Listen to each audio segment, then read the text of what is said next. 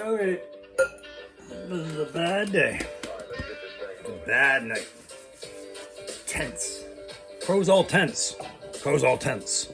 It's got nothing to do with Joe. It's got nothing to do with the channel. 350 subscribers plus right now. I'm pretty happy with the channel. I don't care how I got here. I made friends along the way. That's good. You make friends along the way. But I didn't ride anyone's coattails. And being a small channel, man, that's getting really hard not to fall into as more and more channels pop up, isn't it? Everybody does a review. Everybody does a review. And everybody's trying to bring a different flavor to that review, right? I'm no different. Nobody's different on that when you try to stick to a review. But you got to try and stick to trying to do other things you can sustain. I mean, what do you do with a channel when you run out of figures to review? How do you keep going? And that's all I've been about, is just letting my brain cannon explode all over the internet in the form of a YouTube channel, because it never occurred to me to do it before, right?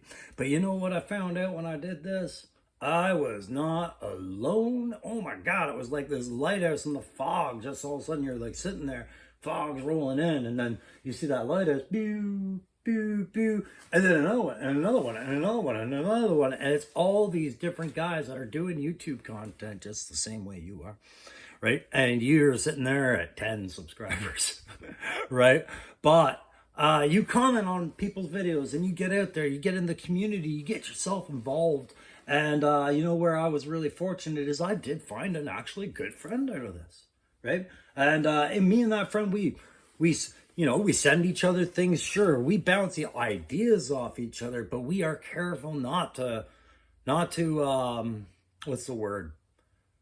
Steal, take, or infringe. That's the word. Infringe on each other's concepts and ideas. We're very respectful and courteous to each other. And that's rare, man. That's rare where two complete strangers would meet and be like that. So I love how my channel got here. I love the friends I made on my way.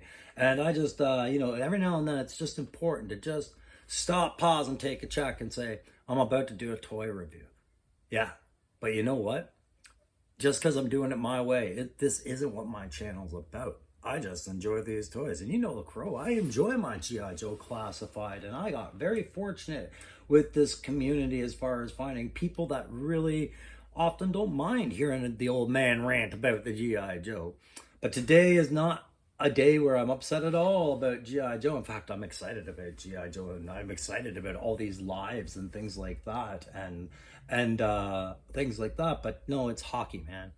Two teams playing tonight, Toronto and Boston. I know a lot of you guys aren't hockey fans, but I'm a Canadian. Man, hockey's a part of our culture. It really is, and I'm not immune to it. Hockey was big in my home. But I haven't pushed it down anyone's throat or anything like that. But here we are.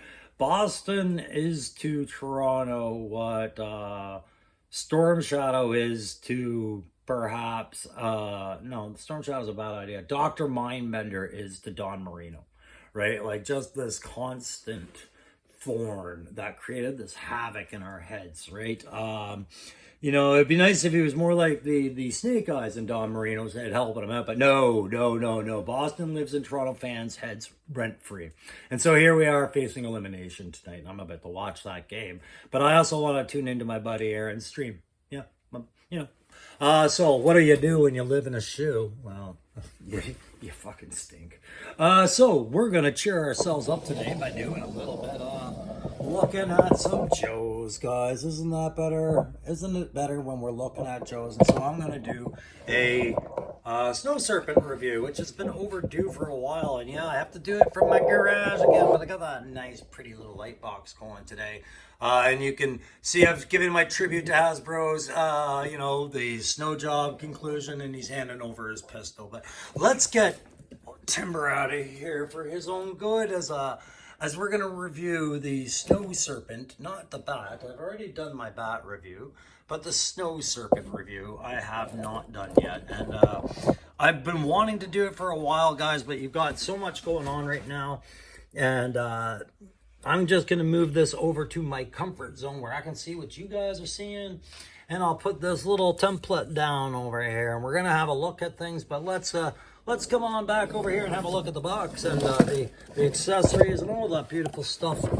Okay, so right off the bat, this was extremely hard for me to come by in Canada and in Ottawa, and it really topped out quick. And I know that wasn't exclusive. I know the US had a lot of problems with this as well, sometimes some areas, some states. But this is number 93 in the series that we are talking about today. The deluxe set Cobra Snow Serpent, right? So it was a larger set, higher price, and I had no problems. I actually had one of these in my hand. I was at a Toys R Us, and there was a couple of things I had to do. And it said, well, I'll come back for this on the next week because they had quite a few. I didn't realize I had probably just walked in right after the guy had stocked the shelves. And that was my time to troop build, I guess. But came back, they were all gone, never saw it again. But I have a friend and my buddy Aaron who sent me a bag of Snow Serpent. He couldn't send me the box. You know, it gets really expensive mailing things back and forth and back and forth and back and forth and back and forth. Contest prizes, gifts of kindness, return gifts of kindness, more surprises to cheer someone up, things like that. It gets expensive, you know, and so a lot of guys will just send you the figures and the equipment with no box, and I love that. That's great. I don't care about the boxes. But I saw an opportunity through another friend here locally in the town who was selling off parts of its collection, and sure enough, he happened to have another Snow Serpent available, and this time I saw an opportunity to do the review with both variants of the Snow Serpent present and then the box, right, and all that other stuff. Not that we care much about these boxes anymore. They are obsolete and on their way, but that box art on the side, you know, that piece count and that digital render is still there, and the stories to the front, just everything's shifted now in the new boxes to accommodate that package. But that's quite the piece count you get in there. You get quite the firearm selection. Two firing, two rifles, like one's a submachine gun, the standard Cobra pistol types there, sub pistol. Then you've got his variant on the like an M4 carbine with a 203, a underslung grenade launcher, dealio there. And we've seen these weapons showing up with Valkyries. This is the Valkyrie weapon set. So he got dual pistols and he's got holsters for the both of those. And then of course he's got his rocket launcher and the rockets as per what we saw with Bazooka. Thankfully though, he's not using a magic backpack. His harness totally explains the backpack's presence and ability to hang on to him. You know how I felt about that with Bazooka. It was a sore point with me. It still stands out. The fact that they did Tiger Force, I think the exact same. I have to check still. But I have to get one of those and check. But I'm pretty sure Tiger Force reprint did not add straps to them. So, but we got our rockets, and then we got a nice new pair of modern snowshoes. Not the old vintage type, but the modern type. And then a more modern snowboard, which was quite the interesting throw in, but we'll take it. We'll take anything you got when you're making a figure this interesting, right? They wanted you to pay attention to that chest pouch, the fact that he's kind of a paratrooper dropping in on the ice, and the helmet rig and everything like that, but also that, you all right, Timber? No, go lie down. Timber, go lie down. A certain gray wolf is no longer with us. And so he's got that hood ornament there, and then a cape of imposter rabbit fur, right? That's included in the set as well. Oh my God, that was so cool that they did that though.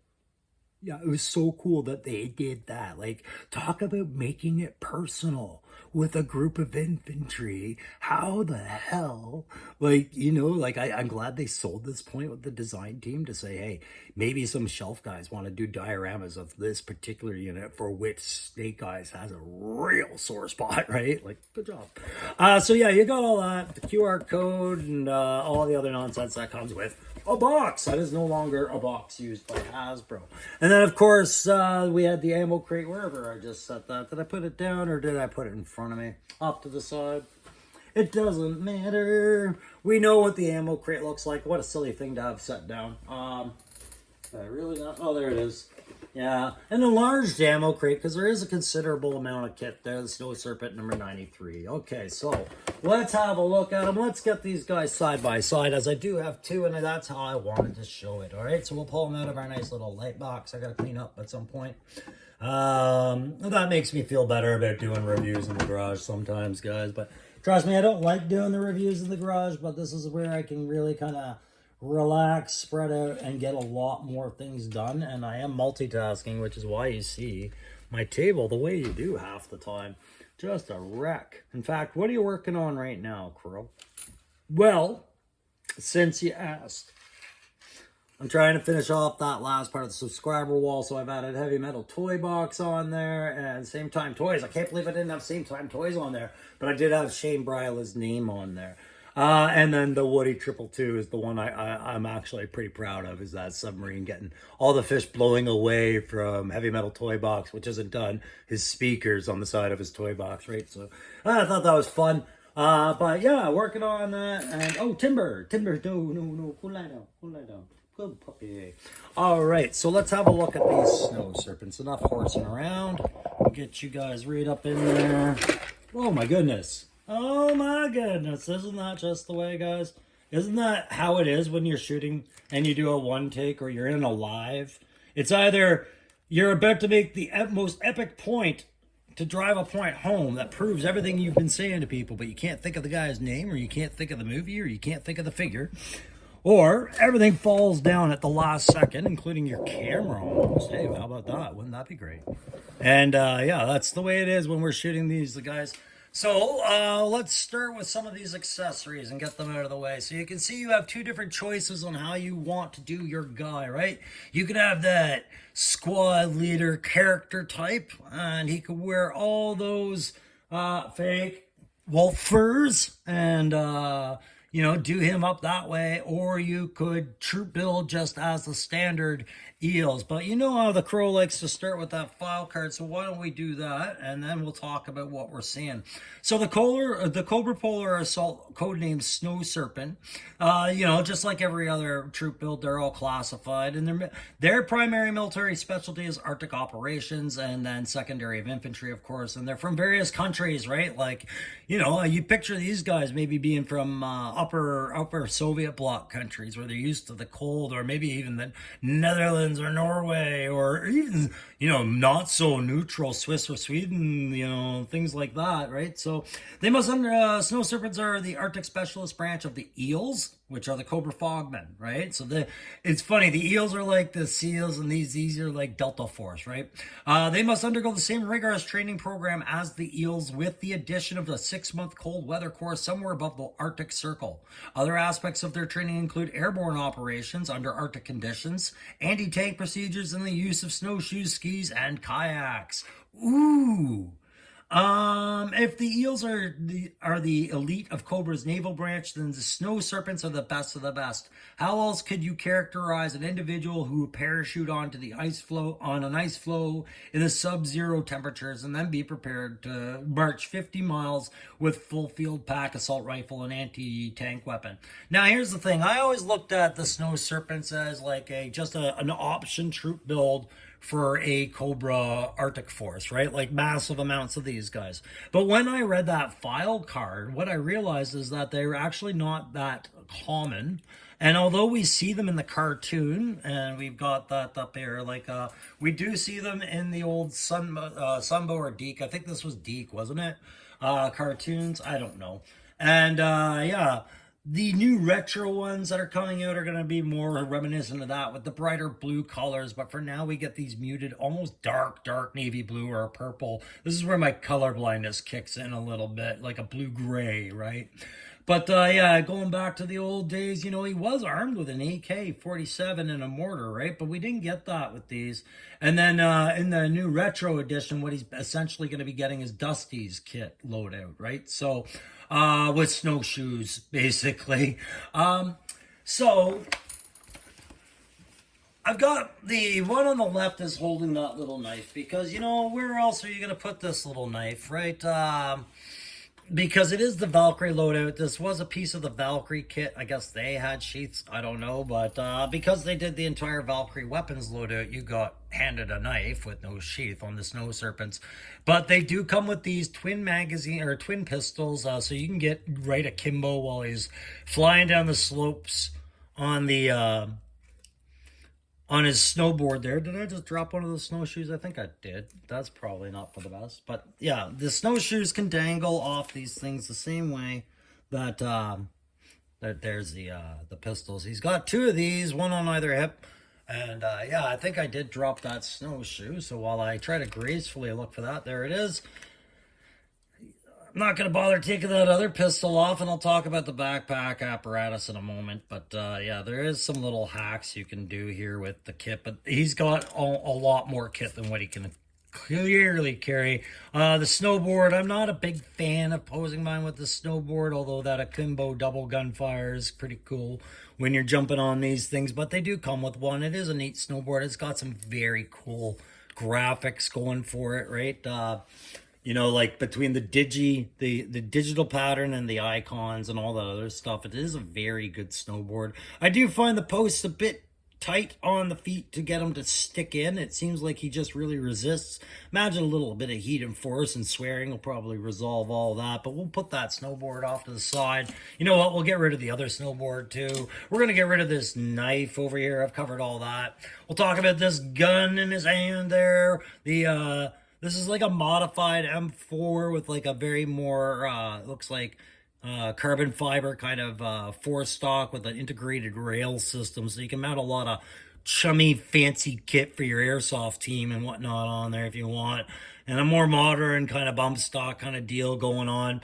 Sure, yeah, it's all right. It's not my favorite gun, but it's, you know, as far as what they brought to the collection, but it's a nice change than just giving everybody that standard AK or sci-fi deke guns stuff, right? The more I see these, the more I like these. That very first initial glance, when I saw these in the line, I wasn't a big fan, but then they felt like a little bit of Mars Attacks coming in there, like meow, meow, meow, meow, meow, meow, pew. Right, but it's more, this from here down feels like a very much an old World War II German officer submachine gun. So kind of cool. I like getting more of these in the collection. Never a problem there. Like I said, I'll put this pistol back in the holster. We'll have a look at this rocket system he got. So I keep calling it an 81 millimeter. Anywhere in that range is good enough for a self-propelled like this. But yeah, I don't know exactly which one this modified. It sure does look like an 84 Carl Gustav kind of deal. But yeah, it's everybody hates this. This is your Venturi, right? So this meant the move. In real life, this is actually how it operates. It's on that pivot pin system. But then you would have what's called a Venturi lock, which is two handles that slam together and hold it closed, right? And this is how you would reload your missiles in through the rear, and they would fire, right? And go, and then you would just reload from the rear, reload from the rear. And if you ever watched my bazooka video, I'm a big advocate that this is not a one-man weapon. This is a two-man crew weapon, meaning that one guy is firing it and aiming and firing. The other guy's his spotter that's going to watch for where the shot goes and make the corrections for the next round. He's also reloading it, telling him his back blast is clear and that his muzzle ends are clear when he reloads. Everything's good to go. He'll let him know if there's an issue, things like that. It's a two-man weapon. And the reason I say that is because if it's a one-man weapon, what he has to do every time is, in order to reload, he has to drop this thing, reload it, and he's lost his point of aim and his calculation on the target he's firing at, right? So, two-man weapon, very opinionated tactical perspective. Oh no! Hey guys, if you like tactical perspective reviews, and they don't annoy you to death, and you understand that Crow fully understands he's talking about a damn toy, then you can go ahead and do this. Like, share, subscribe, comment, pick a fight, win an argument. It doesn't matter. I just want the algorithm to pick me up and move me further up the channel list. Okay, thanks very much. All right, back to the review. Yeah, sometimes soldiers fall down and get drunk. Well, you would too if you were wearing this much kit. Now we've got ourselves the standard backpack for the rocket set that you see with bazooka for sure. I'm gonna take it off because it is a balance issue with this guy after a while. You know, and I'll take him apart so you can see how I got all that other stuff on after. But as it stands, he's got a heavy upper vest. Now, I'm going to tell you right now, Loki Wartooth has these available in his selection that I go through, and I'm sitting on more of these. But I look at it and I'm thinking these can serve a lot of purposes. So what I'm looking at beyond the fur is that this is a very good Arctic figure, but it's basically snow job all over again. I think they said, and I can see it a lot of that same kind of layout on how the pants hang down over the boots and just the wide pocket breast. He's got that padded kind of jacket feel, not sleeves rolled up or anything like that. The head clearly is a nice little helmet feature, and then the goggles are an addition. So I'm gonna put him off to the side because you still have the other one in front of you, don't you? Oh, two is nice. Thank you so much. I am so fortunate that I managed to do that, but I'll never find a third, and I don't care to. I'm lucky enough to have one, much less two. So the backpack, I like the fact that the snowshoes that are with this have these little, sink slip holes where pressure can be relieved on the snow, and it can slip through a little bit of give or whatever to keep you from sheeting out. But also they serve as nice little hooks for what would normally just be for the 80, like the rocket launcher there. You can put these on there just like I've done. And there you've got your snowshoes on there, and they are a slip on the toe system. And then you have to peg them in, right? I have it there, but then again, you're getting into posing. I haven't really played around with a lot of posing with this. So here's our wolf furs, all right? You can see that the backpack has its little mount point there, okay? So that wolf fur slips in over his shoulders as you see it here. And we'll remove the helmet, the wolf pelt. And that took his glasses clean off.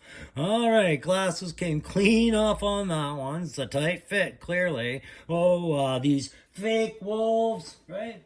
They don't come in white. No, don't do that, Crow. That won't be mean.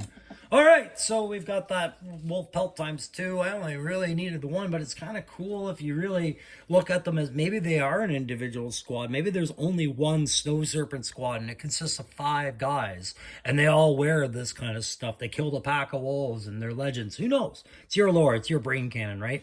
But I like the fact that when they did this peg, they remembered to put the hole in for the rest of the backpack to go on over it, right? So it's not just like it's not just an add-on accessory. It's an in-between that's functional, which is fine by me. All right, so you can see how that goes on like that. And I thought that was well thought out. Again, though, it makes the character one heavy son of a bitch, right? And posability, I find with them, really depends on him leaning forward. And you'd think that would be an annoyance, but it's really not, because I almost find that the most realistic thing about this is a guy who's had to lug like 90 pounds of kit and ammo and extra weapons and digging tools on my back for like 12 kilometers. Yeah, you tend to lean forward when you have these things. These kind of weights are a nightmare on your lower back. The backpacks the military use recently switched to a very formed, bent, like individually molded to the soldier rail system, for the fact that these things are crippling with the weight sometimes when the mission's got to get done and vehicles can't get to where you got to go. So the missile or the rockets, it's the standard ones we got before. These ones are just blank gray, and I kind of like that. I'm glad they didn't trump up all these new designs, like extra paints on these, just because they were already pushing the price with what we were getting on a deluxe set. Head articulation, arm articulation, all that, not too bad at all. But again, the biggest factor I have with all of this is that the weight distribution is very different, guys. I am a big fan of where the Cobra emblem shows up and where the Snow Serpent unit marker shows up there. I like that. I thought that was a nice add to have it where they were, and they definitely stand out on the white. And I'm overall a huge fan of this figure. It's a great troop builder. It's a great individual customization squad. It's a good figure. I didn't have any problems with the other one getting it to bend after I just, I give all my figures a little hot soak after they've been in the collection for a bit, just to make sure that I'm getting the max amount of posability out of them, and that nothing's gonna dissatisfied when you go to do the shelf later and they're all wedged up, but very satisfied with this figure. So on a playability grade, guys, I've got to give this one the max. I'm gonna go 5 out of 5. It's a perfect playability figure, whether I like the kit or not. The fact that they actually did not care and gave you one extra piece of kit that you didn't even ask for, it didn't even need, but you can probably allocate that to a better knife, like for Lady J or somebody who got a little stumpy knife. That was cool. They didn't reclaim the plastic and do anything weird, like save it for something else. They just gave you all the kit that you would get with the Valkyrie 2-pack. They gave you this for him. Plus, they threw in the rocket launcher with the functional Venturi lock system, which people, if it gets loose, I see people getting very annoyed because this is a separate piece that, if lost, kind of ruins the rocket launcher. And did I dropped mine. Good job. So to prove my point, thank God I have another one somewhere. Yeah, the Venturi just was probably actually is sitting somewhere on this table, knocked off or just on the floor. But yeah, the Venturi lock system that I was playing with earlier, it drops off, and that's what annoys people. What a great point to prove at that exact moment, for God's sakes. Only when you're this far in the video. There we go. Anyways, I know where that Venturi is. This is my second one, and I think all his kit was downstairs with some of my other Cobra kit that I had to sort out when I did that shelf. So not overly panicked, but there you go. That Venturi pops right off and disappears very quickly if you're not on it, or if the mold was a little loose, right? How to fix it? Not really sure. I guess you got to ask yourself, do you really want it to be open, or do you want it to be sealed? Do you want to cram some map tack in there and stick it? Do you want to glue it? It's up to you. It's my only real criticism about the loadout it's got is that this weapon system, I would have preferred to have a mortar in the line rather than repeating a flawed rocket launcher, right? But as far as playability goes, you've given us a lot to do with this figure. You've given us the ability to turn him into an individual Snake Eyes enemy slash poor Timber nightmare. Like, I don't know which relative this was, but you just feel like it was one of them, like the mom or the dad, right? No, Crow, I don't feel that way. What's wrong with you, Crow? You're nightmare fuel for the innocent. Yes, it's true. But yeah, I playability grade, absolutely a 5 out of 5. On a tactical grade, okay, these guys paratroop in onto sheets of ice, but they're advanced deals. So if they miss that ice and they go in the water, they're not dying, but they don't really have any naval gear. This is fine. I think what I would have wanted to see in this, but they're mitigating that with the retro line, is actually for the first time ever, I would say give me a second backpack choice. I would say you wanted to make the advanced trooper with the rocket launcher. That's great, but not everybody's carrying a rocket launcher in this squad. Let's be real. That pack that we got, and so with the retro line, they're throwing in a dusty pack. I think that's a good call. That tells me that these guys were they're out in their mission for more than a couple of days if they're bringing kit. Right now, all I know is this guy's got 4 rockets, a pair of snowshoes, and whatever food, sleepwear, change of socks, ammo, and everything else he can cram into this little small space. So yeah, some versatility there. But overall, I'm pretty happy with how the whole thing works out. Why do I have 2 different color packs here? This is strange, and I'm trying to figure this out. Now, I've just noticed this. With one pack that I was sent, it's gray. And with another pack I was sent, it's black and gray. And I don't know how that happened. What color is it supposed to be on the box? Because the only other character I have with this system... Is that my Hiss 788 or is that my bazooka? Okay, so this is the one that comes with the Snow Serpent, and this is definitely the rocket that comes with the Snow Serpent, but I wonder if this is the pack that comes with my 788, and I accidentally grabbed that one.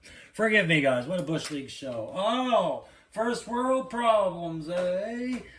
2 Snow Serpents, getting the backpacks messed up. Yeah, Crow, you're a devil. You're a devil.